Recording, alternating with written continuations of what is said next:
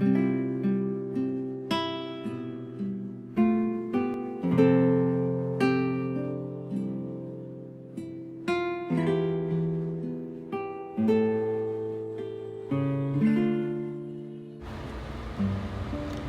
mabuting balita ng Panginoon ayon kay San Mateo.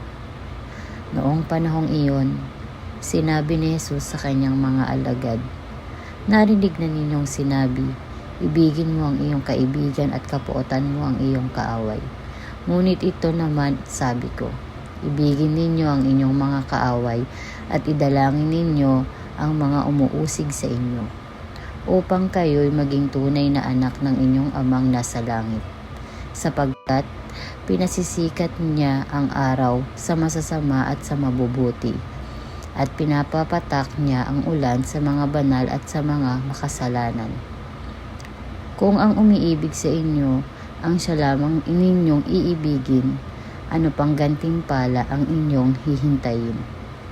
Hindi ba't ginagawa rin ito ng mga publikano? At kung ang binabati lamang ninyo ang inyong mga kapatid, ano ang nagawa ninyong higit kaysa sa iba? Ginagawa rin iyon ng mga hentil. Kaya dapat kayong maging ganap gaya ng inyong amang nasa langit."